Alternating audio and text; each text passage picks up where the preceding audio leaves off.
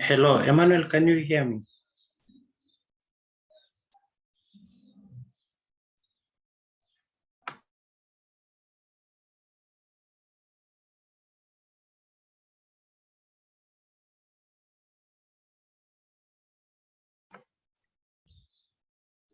Emmanuel.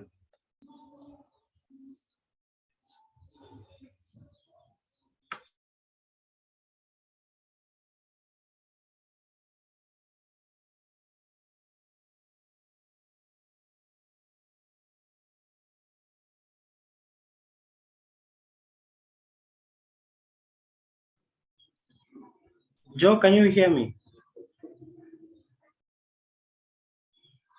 Yeah, I can hear you. Okay.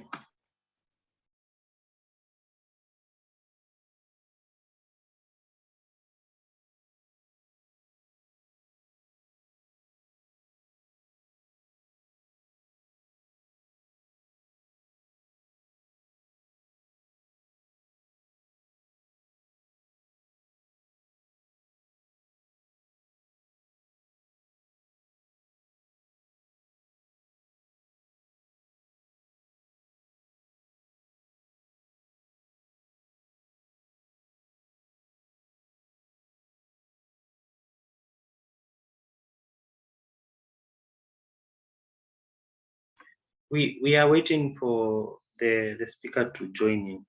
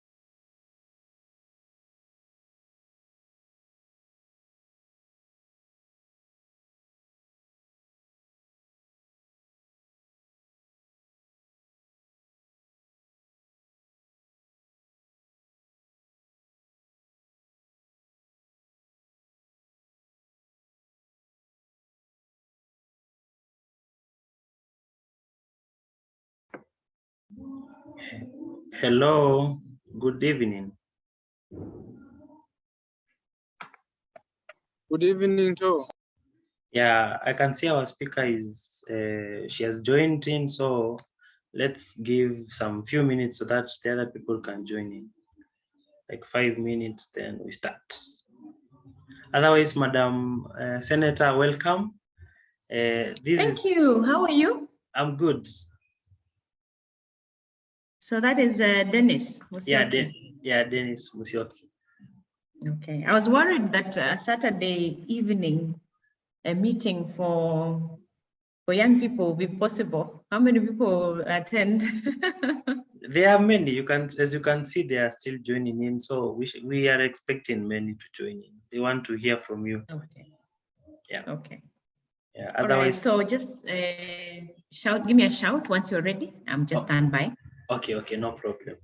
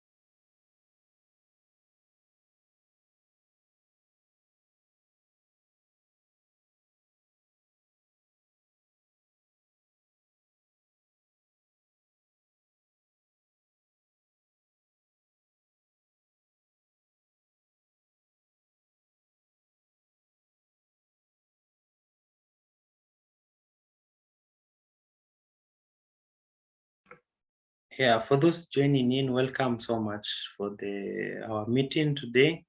With us already, we have our speaker, that is Senator Sylvia Kasanga. So we are going to start, and kindly you can continue reminding your friends to join in so that they can also learn from her and listen as the meeting continues. So welcome, Madam.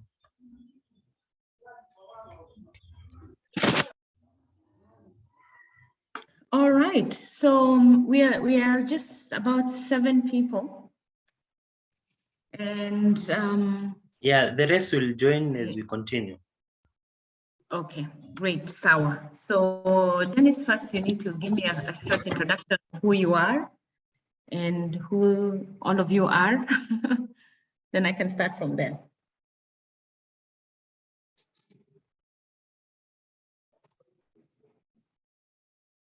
You are mute.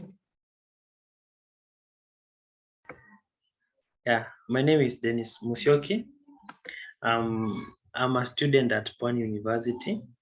I'm taking Bachelor of Science Nursing. I'm in my 3rd year. I come from Makueni County, and I'm serving as the chairperson of Pwani University Peer Counselors Club, a club that is charged with the responsibility of generally peer counseling and peer mentorship in the university. We also try to create that awareness about mental health in our university, that is Pwani University.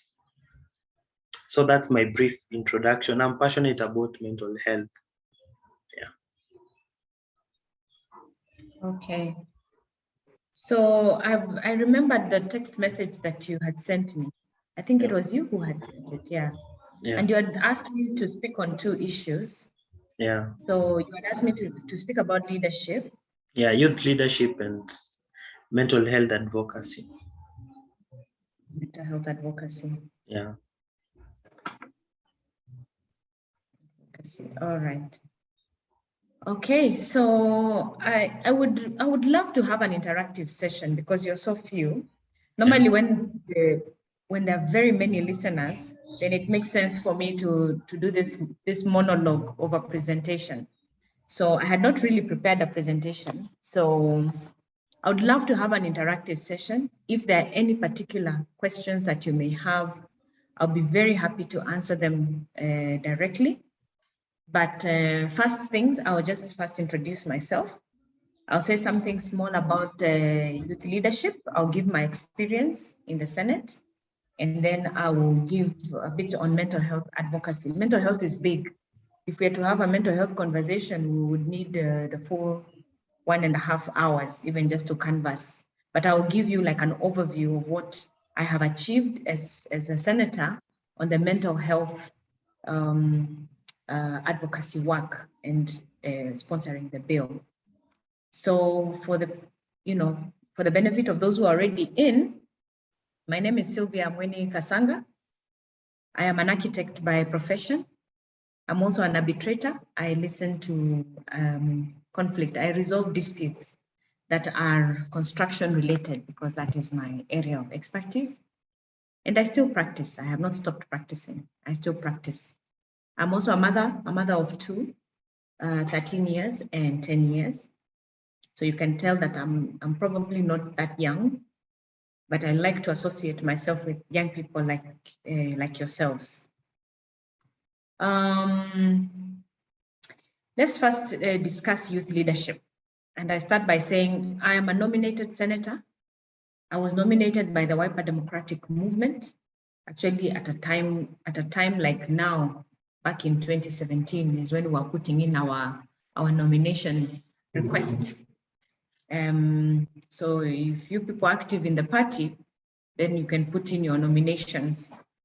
But this year, the Wiper Democratic Movement is doing nominations a bit differently from other times. Now we have to really put in a justification as why you should be nominated and what you're going to bring to the table, to the country and to the party as well. As you know, to get into leadership levels like at the Senate or the county assemblies or even at the National Assembly, you really need to, the biggest avenue we have at the moment under our constitution is through political parties. So you have to be active in your political party. There are those who are brave enough to go at it alone through independence. But for you to be an independent, I mean, you have to have a very critical grassroots support in what you do. And you can also start building that up slowly as you go along. And it's good to understand that leadership is an everyday life thing, If I'm to explain like my own story, I've been sort of in leadership in my own way through my career, through campus. I am an alumni of Jomo Kenyatta. I was a student leader there, I was a student leader within my class. In high school, I was a student leader. So I've always been in a place where you want to be, on one hand, trying to resolve issues that arise within your environment, and you want to, negotiate with the resources that are there. That is, with where the money is or any other type of resource that can help resolve that problem. And really, that is what I perceive leadership to be, to help resolve issues within the environment, to sort of spearhead and be the one at the forefront to help resolve issues. I call them issues because they could be anything. So, you can be a leader in your own way, in the space that you are existing in. And I think it is because of those skills that you gather along the way that it is easy to find yourself maybe in a space like where I found myself. Through a lot of lobbying and through a lot of networking, you find yourself in a space where I am in. And I'll be happy to answer any questions that you may have around maybe, the being in Senate and, the experience around that, because there's a lot to share when it comes to things like that. And I know some of you may also have ambitions of being in the political leadership and, in governance. So we can have a conversation around that. If there's any specific question around it, I'll be very, very happy to answer. But all in all, I can tell you that Senate is a big house. You meet a lot of experienced politicians, negotiators, debaters, and it can be very overwhelming for young people. And, considering that I'm not particularly young, for the leaders who came in to represent the youth, you could see a lot of them, it's getting very overwhelmed in that house. So it takes a lot of courage and it requires a lot of mentorship. So to survive, you need to attach yourself to a mentor who can then guide you through the processes of parliament and getting at least some agenda done once you have the platform. So that said and done, it's been an incredible experience for me.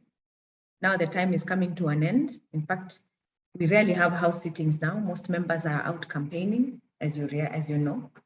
Primaries are now over, and we are going in now to the more brutal electioneering period of 2 months to determine which of the two camps is going to win the election. So we're really going into a tough time.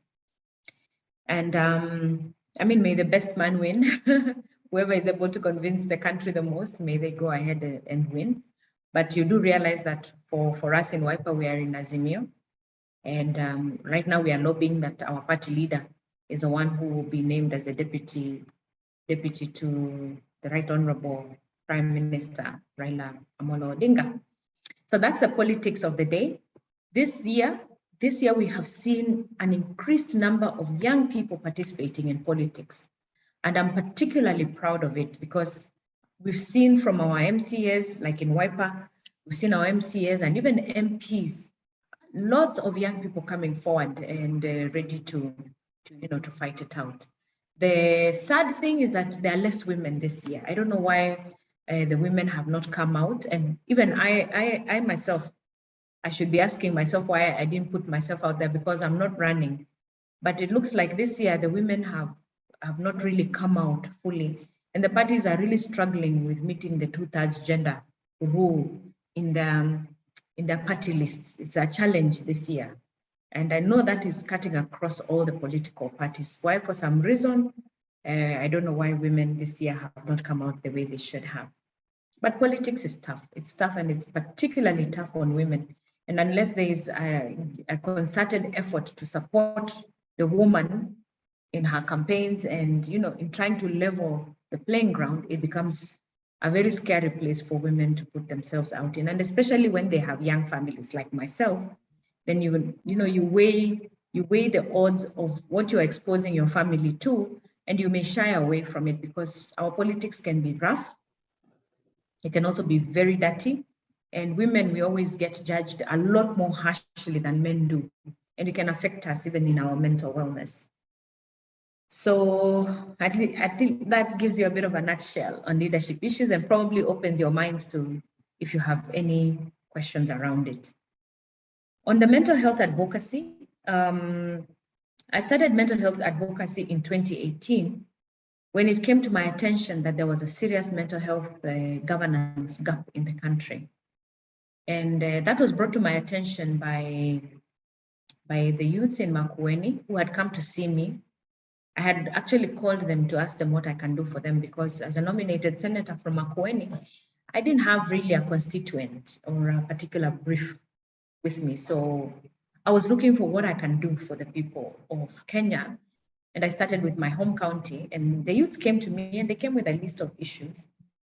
And I highlighted what struck me the most, and I highlighted it as an issue of concern, was the number of young people who've been who've been affected by use and abuse of drugs along the Mombasa highway corridor. Makueni has a long corridor of Mombasa Road. So a lot of little towns. So if I drop school, people who have dropped out of school, young people who've dropped out of school, or who can't get into university, or who have not finished school, they just end up in those little towns, working in the pubs, and then they get this thing they eat and they get addicted. So I was concerned about those statistics when they gave them to me. And I remember at that time, I was working with some Polish doctors on maternal healthcare in Makueni. We're going to introduce some machines that look out for the health of the fetus in the womb for the women who are in the very deep rural areas who can't access internet or can't access hospital easily. And in our course of conversations, I asked them, how do you deal with issues of addiction in Poland? And the doctor who I was talking to that day said, you need to look at your mental health laws. So I requested for research from Parliament. Parliament is usually resourced with very good researchers. And within 2 weeks, I had received research that showed me, the gaps that there are in terms of governance on mental health in the country. And it also gave me snippets of best practice around the world. And I got some doctor friends to bring me a psychiatrist to my office who came and gave me a lesson. I call it a lesson on mental health 101. And she took me through what is mental health, the importance of it, why it matters. And then she took me through the gaps that there are in the country, the lack of a legislation, the status of Mathare at that time, and all those things. And, I asked her, after 4 hours of a conversation, I asked her, what do you think I can do to change this gap? And she said, you need to start with the legislation. And that's when I started doing the Mental Health Amendment Bill, which by then was published as the Senate Bill of 2018. And therein started my advocacy work. The bill drew a lot of attention, and my office was able to rally very many key stakeholders to come and join into the process of creating the bill. Because once you publish the bill, then you go for public participation. You allow as many stakeholders as possible to bring their views on the published bill. And that's what we did. We brought in a lot of key stakeholders, we were able to rally them together, and we have moved together with these stakeholders up to today. And it has been such a fantastic journey of synergy, of learning, and of passion that is shared by all the stakeholders to see us completely transform how mental health is handled in this country. So a lot of conversations around that, a bill that was finally passed at the Senate, a very comprehensive bill that is looking to amend a bill that is as old as 1983, that had never, been looked at all, yet we have a new constitution. So the new bill actually starts first by looking at, health as a devolved function. So it looks at mental health, the way it will be handled at the national government, that is at the Ministry of Health, and how it will be handled at the county level. The bill seeks to, do that alignment first, which is in the Constitution. Second, the bill looks to mainstream mental health into the healthcare system, such that, we're not calling for the building of mental health institutions. No. We are calling for every health facility to have a mental health, consultation or facility, be it inpatient, to be within the hospital, right from level 1. So actually the anticipation is when the bill goes through, is that even at level 1, you can get mental health practitioners there. So when you go and the doctors cannot find what is wrong with you, maybe you're having headaches that are not going away, or backaches and neck aches. You know how sometimes mental health can manifest itself physically. If they can't see anything wrong in you, there is a mental health expert within that facility who will also have a chance to review you. That is the idea of mainstreaming mental health into the healthcare system. And when it is mainstreamed, it means the universal healthcare coverage, that is the NHIF, will also cover the costs of mental health once it is mainstreamed. So these are the conversations we're having. The bill also very largely looks at a very critical role of the county governments, because health is a devolved function. Actually, a lot of what is required to have a critical intervention on mental health to our citizens is work that will be done by the county governments. So right from level 1, right from the school, early childhood education, which is a devolved function. So we're looking at a multi-sectoral approach through even nutrition, through food, what do people eat, what they should plant to sustain their mental wellness, as well as the education curricula for early childhood that should have mental health for young children right from the word go. Most importantly is a community-based health approach that the counties will be mandated to do. So like have a battalion of community health workers to do with mental health who will be out there sensitizing citizens on, fighting the stigma, making people understand what is mental health. Considering that we can speak mental health in English here, we will have to speak mental health in our vernacular. So like for me in Ukambani, I speak on mental health issues in Kikamba. And for us to really contain this scourge, because it is what it is, a lot of Kenyans are afflicted, then we will require that kind of intervention at the community level. And another very critical aspect of the bill is to do with the rights of people living with mental illnesses.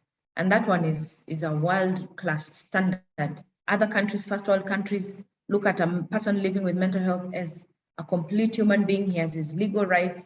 He has rights to representation. He has rights to understand the cause of his own treatment. If he himself is not able to, then he has a right to have guardians, to have people who will look out for his interests, even though he's unwell. More importantly, it looks into the administration of property and estates that belong to people who are living with mental illnesses.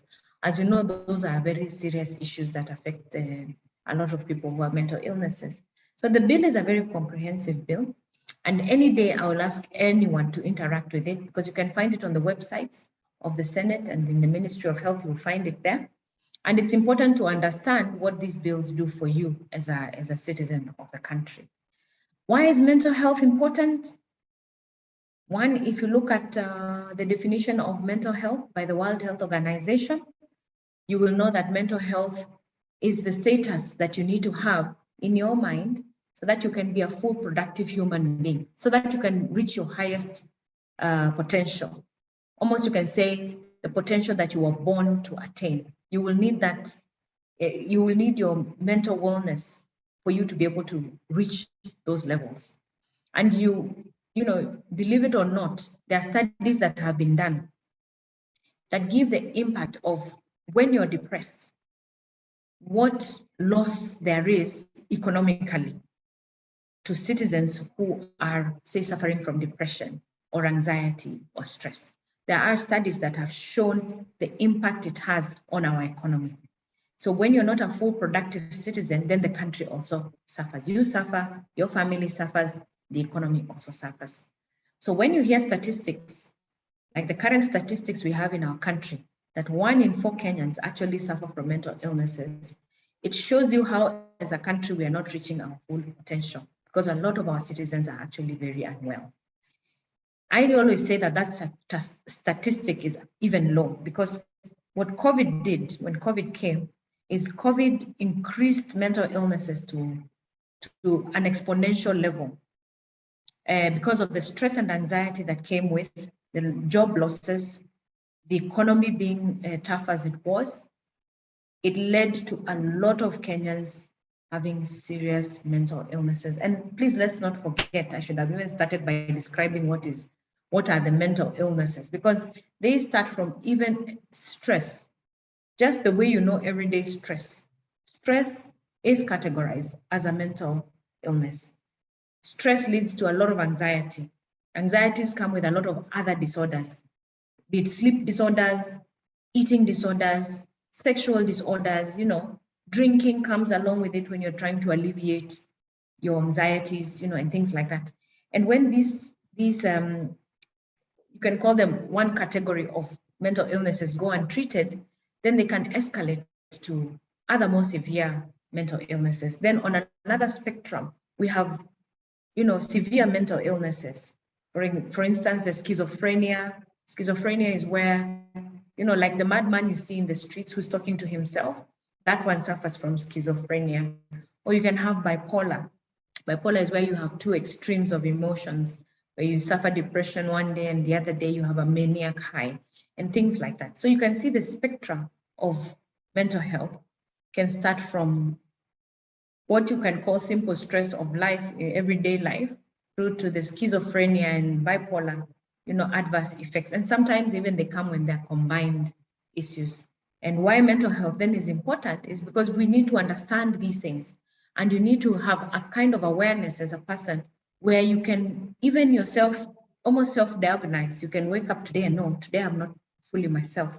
And if I don't take a break today, I will not be productive tomorrow. So maybe better today I take a break so that I can be more productive tomorrow, and things like that. And where you then cannot get yourself out of a situation, then it's important to have the awareness that you can seek help, and that mental health is just a disease like any other. It can be treated. It can be treated through therapy. It can be treated through medication for the more adverse effects.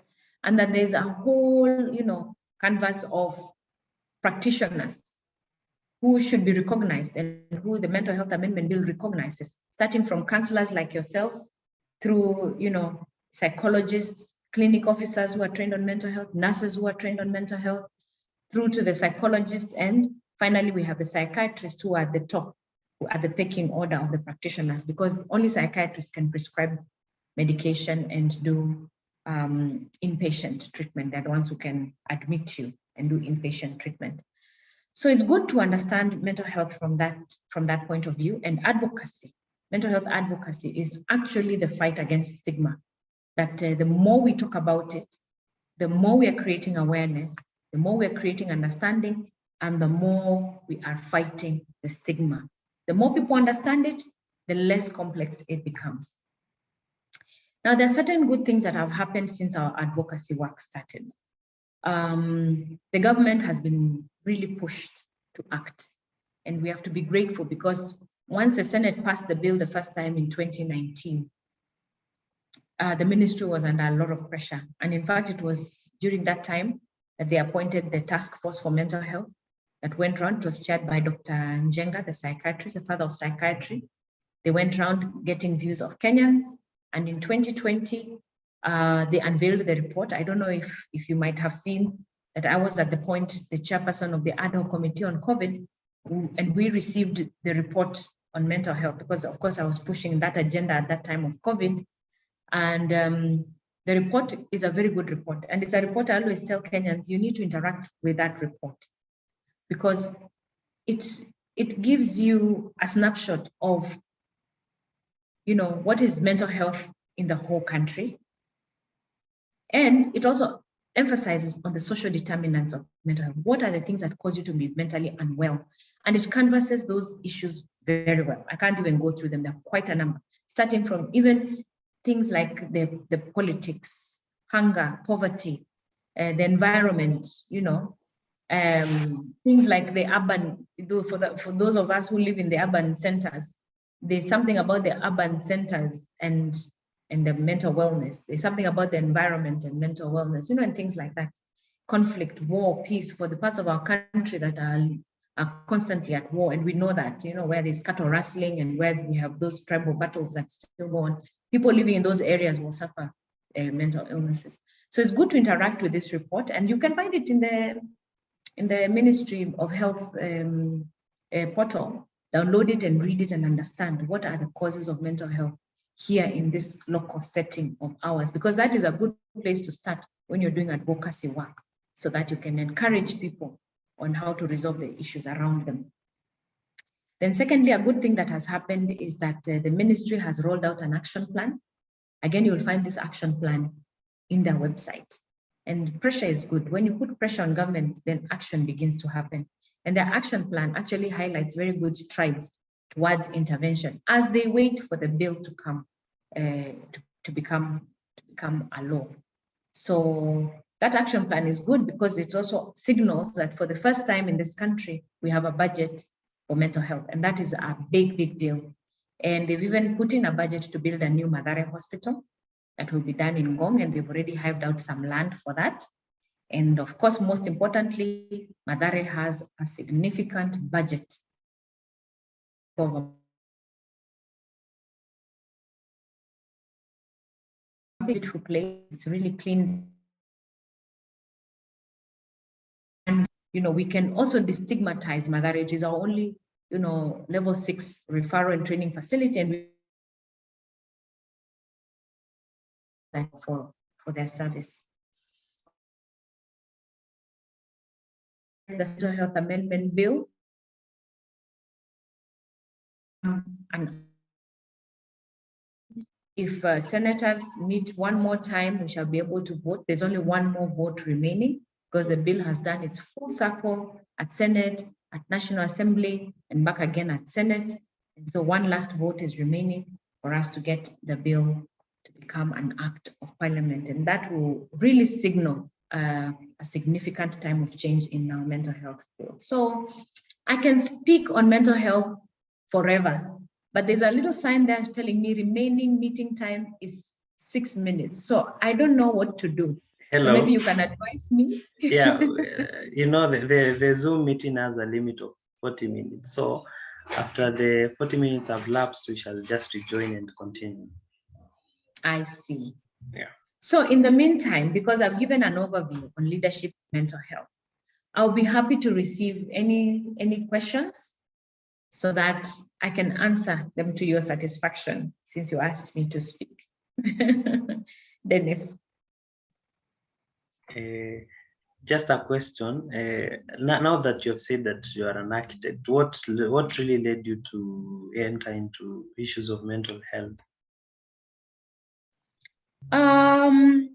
Number one, I came to understand when I was doing the research, and after I'd spoken to the psychiatrist who took me through mental health one-on-one, it became apparent to me that mental health is something for everyone. I mean, you can go and train to be a specialist, but from the other side, it is the sort of thing that everybody needs to understand, because you have to have your own personal awareness of your own mental health. Now, this became also more apparent to me because I myself had gone through depression and post-traumatic stress, and I had been treated for it. I had actually gone through therapy, but I had never imagined that it was mental illness, because we always assume mental illness is the market madman. That is our thinking and understanding of mental health.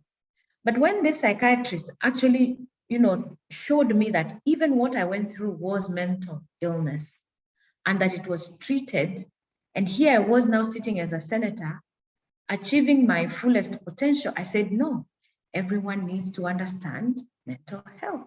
Everyone needs to be able to take charge of their mental wellness. And so I said, let me do this thing. Let me also become a champion. Let me also tell my story and tell people, hey, you can be depressed today. You can go through therapy because it's the form of medication, and you will come out of it and you will reach your highest potential even then. So that is the reason why it became so passionate for me because I also have a story. And I want everyone who has a story to also share their story. And that way we can all get help and we can hold each other's hands and hopefully make a better society. I'm open to questions. Okay, thank you so much for that. You have talked much about mental health, and you have really explained about the mental health bill that is about to be passed in the Parliament or Senate. True? Yeah, so I was asking now, like, Yes. is there really a place for the youth in that the country's bigger population is the young people, and most of these issues are facing the young people? Is there in any way the government as a place for the young people? Well, what I want to tell you and what I have come to learn is that you have to fight for your space. The space is there. The government recognizes that we are a population of very young people. The government also recognizes that for us to be able to reach to the young people, we have to speak their language. And because many of them cannot speak your language, they have to look to you, young people, to be able to advance the agenda of the government. Who needs to mute? So there's a lot of space in this government for young people. In fact, I always say, in this Uhuru Ruto government, in fact, this last 5 years, okay, truth be told, from Kibaki's time, now that we are celebrating Kibaki's leadership, and may the Lord rest his soul in peace. Kibaki is the one who started opening up places for the youth, with the youth funds and all those things. When I was growing up, we didn't have those opportunities. Then the new constitution has mandated that everyone must be represented, everybody. And that's why there's a public participation has to be done on everything that the government does. And what this does is opens up places even for young people like yourselves. And the important thing is for you to participate and for you to step up onto the platforms so that you can be heard and given the space. You have to really fight for your space. My mental health advocacy work, all of it, believe it or not, was on youth platforms. It was young people who drove the agenda. It was young people who came and said, Senator, we want to do like this. We want to use music, we want to use poetry, we want to use dance to advocate. Others came and did logos, did campaigns, and my work was just to appear and join them. It was a youth-driven, agenda to push for this mental health bill. And that is really the truth of the matter. And you young people have a very big role to play in mental health because you yourselves are most affected. You're the most affected demographic, actually, when you look at it. And it is simply because you're the most in the country as we speak. So we need you to speak to yourselves and to speak to yourselves in your language so that we can hold each other's hands, and help one another. So there's a big, big space for you. That's what I can tell you for now. Okay. And some of the things that you're doing now, like at your level, you see the peer counseling groups that you're doing at your level, brilliant. I have been to how many universities to speak on mental health where I find very robust mental health clubs and peer counseling groups, and I say kudos, because this is now how you begin to help each other. This is how you also begin to create your space for yourself, even in governance and policy. Because now as a peer counseling group and as a student youth groups, when you get together and you go and tell the government, you seek audience with the government and say, we want things done A, B, C, D, you can lobby policy. You can lobby policy and you can actually change the way government does its things. So yes.